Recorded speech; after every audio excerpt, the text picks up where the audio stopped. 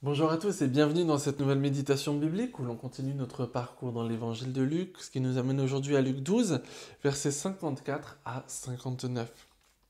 Puis, s'adressant de nouveau à la foule, Jésus reprit. Quand vous voyez apparaître un nuage du côté de l'ouest, vous dites aussitôt, il va pleuvoir, et c'est ce qui arrive. Quand le vent du sud se met à souffler, vous dites, il va faire très chaud, et c'est ce qui arrive. Hypocrite, vous êtes capable d'interpréter correctement les phénomènes de la terre et les aspects du ciel, et vous ne pouvez pas comprendre en quel temps vous vivez. Pourquoi aussi ne discernez-vous pas par vous-même ce qui est juste? Ainsi, quand tu vas en justice avec ton adversaire, fais tous tes efforts pour t'arranger à l'amiable avec lui pendant que vous êtes encore en chemin. Sinon, il te traînera devant le juge, celui-ci te remettra entre les mains des forces de l'ordre qui te jetteront en prison. Or, je te l'assure, tu n'en sortiras pas avant d'avoir remboursé jusqu'à la dernière petite pièce. Jésus va s'adresser à la foule dans ce texte et les reprendre sur certains points. Il leur dit, vous exercez du discernement pour certaines choses, mais pour d'autres choses, vous n'exercez pas votre discernement, alors que vous devriez. Les choses pour lesquelles les foules qui sont autour de Jésus exercent bel et bien leur discernement sont des choses très pratiques. Ils regardent le ciel, ils regardent les nuages, ils regardent dans quel sens ils bougent, ils regardent le soleil, ils se disent, il va faire beau, il va pleuvoir, il va faire très chaud, etc., etc. Ce discernement, de nos jours, a été poussé encore bien plus loin par les hommes et la technologie. Et on a des prévisions météorologiques encore bien plus précises que ce qu'ils avaient à l'époque. Et donc l'image employée par Jésus tient bel et bien encore, et de manière même encore plus forte, je dirais, qu'à l'époque.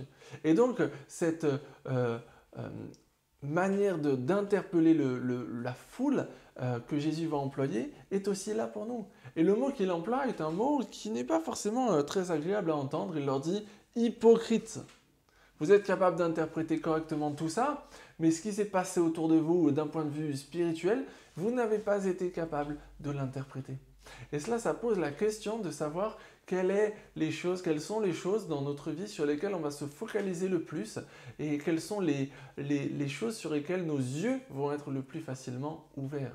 Est-ce qu'on veut avoir dans nos vies plus de facilité à discerner des choses pragmatiques, pratiques? Alors ça peut être utile évidemment, mais est-ce que l'on veut, ou alors est-ce que l'on veut pro, mettre notre concentration sur la manière de discerner ce que, au niveau spirituel, Dieu veut dans nos vies. Évidemment, cela ne se fait pas comme ça. Pour prévoir la météo, il y a tout un tas d'outils qui sont employés. Et bien, pour pouvoir discerner aussi de la manière dont Dieu parle dans nos vies, d'un point de vue spirituel, on a tout un tas d'outils aussi à notre disposition. Et il est important de les utiliser dans notre lecture de la Bible, dans la manière dont on s'implique dans l'Église pour être confronté aussi aux manières de vivre, de penser l'Évangile des personnes qui sont autour de nous, pour entendre des messages, des prédications. Il est important que tout cela soit dans notre attirail pour comprendre les choses d'un point de vue spirituel. Nous pouvons comprendre ainsi ce que Jésus dira en quel temps nous vivons. Les personnes à qui Jésus parlait vivaient dans un temps où l'évangile était en train de commencer, où les choses allaient changer. Aujourd'hui, nous sommes dans un temps qui est après, où Jésus a donné sa vie pour nous et nous avons ce rôle d'ambassadeur de Christ dans la société dans laquelle nous vivons. Équipons-nous correctement pour vivre correctement ce rôle. Pourquoi alors ne pas aussi tenter de discerner ce qui est juste? Jésus va prendre cette image de dire il est possible de régler les choses entre frères et sœurs sans forcément aller jusque devant les tribunaux. Alors, il est question ici de discerner les choses entre frères et sœurs, donc on pourrait dire entre chrétiens. La justice est là. Dieu est juste, Dieu est justice. Et entre chrétiens, nous sommes censés être capables de discerner ensemble ce qui est juste. Ce qui est juste pour nous, pour nos vies, ce qui est juste pour la manière de vivre et de faire les choses dans l'Église. Et donc prions que que Dieu nous ouvre toujours plus les yeux pour discerner mieux ce qu'il veut dans nos vies, pour que nous puissions le mettre en place et le vivre de manière juste et efficace. Je vous souhaite une très bonne journée et je vous dis à bientôt pour une nouvelle méditation biblique.